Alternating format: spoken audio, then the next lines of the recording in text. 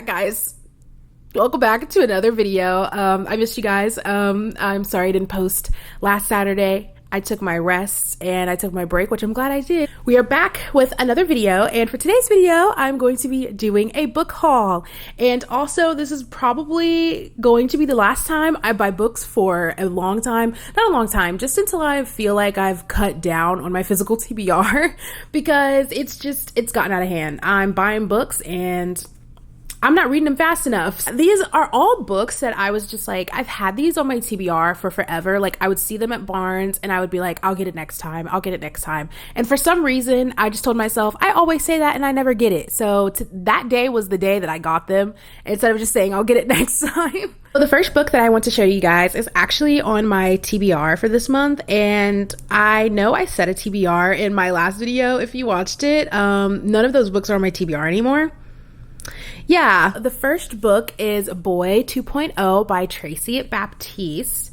I believe this is a middle grade novel, and I'm just going to go ahead and read the synopsis because I'm terrible at explaining the plots of books. So for all of these, I'm just going to be reading you guys the synopsis.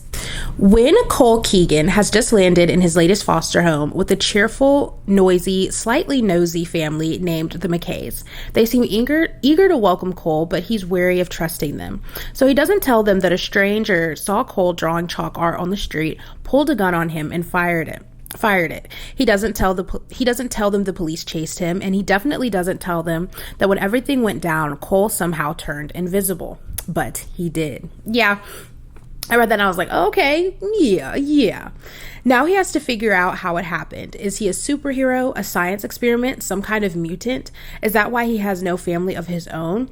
As Cole searches for answers and slowly learns to control his invisibility, he turns to the McKay kids and friends, both new and old, for help. But they soon discover they're not the only ones interested in a black boy with superpowers, and the situation is far stranger and more dangerous than they ever could have expected.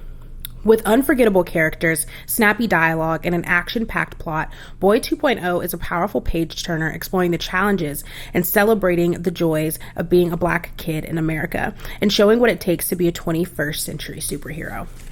This book is like super short and the cover is just beautiful, and it was a young black boy with superpowers. I knew that I definitely needed to get it just based on those factors, but obviously it has such an interesting plot, and I think that it's hopefully it's going to be fast paced just based on the length of it, but I think that this is just going to be a very simple, easy, and enjoyable read. The next book I purchased over spring break. Well, my mom purchased it for me, so thank you, Mother. Over spring break at a local bookstore in my hometown. It's actually new. It just opened up. It's called Blue Apple Bookstore, and it's also woman owned, and so we wanted to support. The next book we have is Honey and Spice by Bolu Babalola. I've been seeing this book around, but not that I didn't take an interest in it. I just hadn't read the synopsis, and I knew it was a book that I would pick up one day, and so it just happened to be at Blue Apple Books. I had like 3 books that I was deciding between, including this one. So yeah, and I just decided to go ahead and grab this one because I had been eyeing it for a while. Synopsis states, sharp-tongued and secretly soft-hearted, Kiki Banjo has just made a huge mistake. As an expert in relationship evasion and the host of the popular student radio show Brown Sugar, she's made it her mission to ensure that women of the African Caribbean Society at Whitewell College in Southern England do not fall into the mess of situationships, players, and heartbreak. But when the Queen of the Unbothered kisses Malachi Corday, the guy she just publicly denounced as the waste man of Whitewell, in front of every black Wellian on campus, she finds her show on the brink. They're soon embroiled in a fake relationship to try and salvage their reputations and save their futures. Kiki has never surrendered her heart before, and a player like Malachi won't be the one to change that, no matter how charming he is or how electric their connection feels. But surprisingly, entertaining study sessions and intimate late-night talks at old-fashioned diners force Kiki to look beyond her own presumptions. Is she ready to open herself up to something deeper?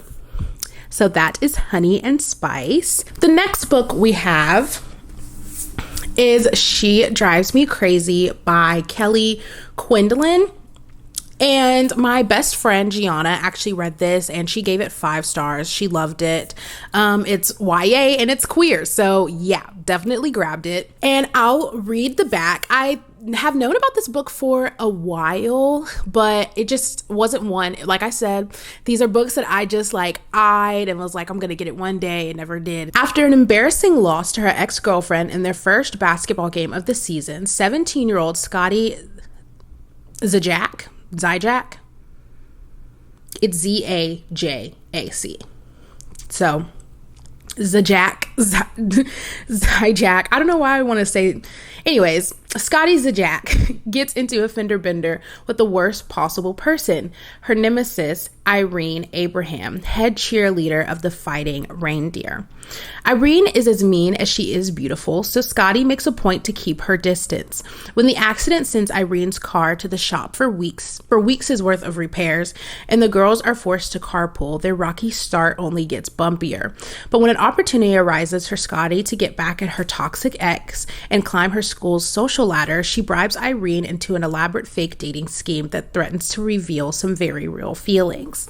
These are just, I can just tell, are going to just be wholesome reads where people just explore their feelings and explore things about themselves. So yeah, I'm very excited about She Drives Me Crazy. I think I'm going to have a great time reading this one. Book I have is XOXO by Axio. And I read the synopsis of this one while I was in Barnes, and I was just like, I think now is the time. I get it. Maybe nervous about it was the K-pop aspect. I didn't really know how I would feel about reading books with K-pop tied to the plot, like a K-pop star, but I figured I'd give it a try. It seems like it's going to be, like I said, innocent, wholesome, and just a really light and fun read. Well, the synopsis: Jenny didn't get to be an award-winning, classically trained cellist without choosing practice over fun. That is until she meets Jaewoo, who pulls her into an unforgettable evening wandering Los Angeles with him the night before his flight home to South Korea. With Jaewoo an ocean away, there's no use in dreaming of what could have been. But when Jenny and her mother move to Seoul to take care of her ailing grandmother, who does Jenny meet at her new elite arts academy? Jaewoo. Turns out Jaewoo isn't just any student. He's a member of one of the biggest K-pop bands in the world. And like most K-pop idols, Jaewoo is strictly forbidden from dating anyone. When a relationship means not only jeopardizing her place at her dream music school, but also endangering everything Jaewoo's worked for, Jenny has to decide once and for all just how much she's willing to risk for love. XOXO proves that chasing your dreams doesn't have to mean sacrificing your heart. That's such an awesome sentence. I love that. From acclaimed author Axio. Very excited about this one. I am intrigued by the K-pop aspect, but a little nervous for it as well. But I love that it's like taking place at a music school. I just love arts and books make me so happy. I don't know what it is, whether the person is like an artist with drawing, they like to make music, anything like that with like creative arts being in books. It makes me happy. And the last book, everyone, I read the back and I said, yeah, I'm going to get that. And it is Bingsu for Two by Sujin Witherspoon. And I just noticed while I was trying to film this the first time that the author of XOXO, the book I just showed, said Witherspoon is a talent to watch, a standout debut. So this is her debut novel. And the synopsis says, meet River Langston Lee. In the past 24 hours, he's dumped his girlfriend, walked out of his SATs, and quit his job at his parents' cafe in spectacularly disastrous fashion, even for him. Somehow, he manages to talk his way into a gig at a failing Korean cafe, Bingsu for Two. It's his lucky break until he meets short, grumpy, and goth Sarang Cho. She's his new no BS co-worker who's as determined to make River's life hell as she is to save her family's cafe. After River accidentally uploads a video of his chaotic co-workers to his popular fandom account, they strike viral fame. The kicker: Their new fans ship River and Sarang big time. In order to keep the internet's attention and the cafe's new paying customers, River and Sarang must pretend that the tension between them is definitely of the romantic variety, not the considering the best way to kill you and hide your body variety.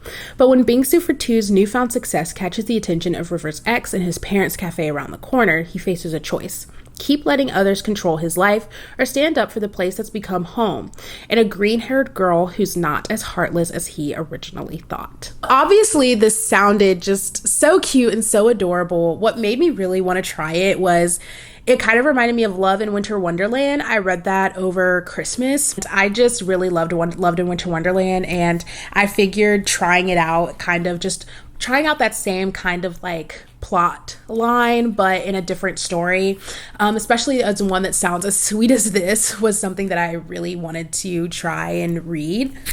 So yes, everyone, that is it for the book haul. I know you may be thinking you only have 5 books and you want to like go on a book buying ban. It's like, yeah, these are, okay.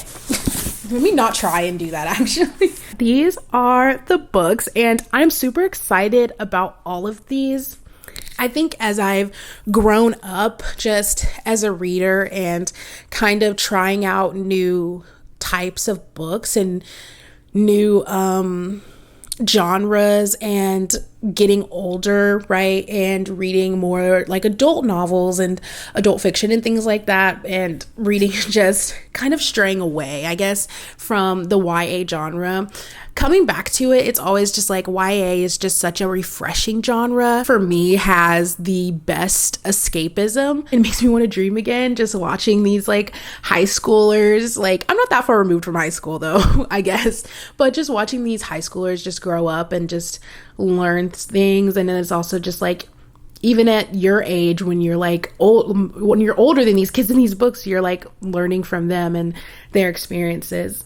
They've always been, for me, just amazing reads and ones that I have enjoyed. I really hope you guys enjoyed this book haul. I can't tell you when there's going to be another, but hopefully I can get some of my TBR down. And because I already saw 2 books that I had to like convince myself not to buy yesterday on my Kindle because they were on a deal for like $3.99. But anyways, yeah, I hope you enjoyed the video. If you did, make sure you comment, like, and subscribe. And if you want to know what I'm currently reading and see more bookish content and more bookish thoughts from me, you can follow my Bookstagram. It is linked down below, and my Goodreads is also linked down below, and we can be friends on there. Thank you guys for watching, and I'll see you in the next one. Bye.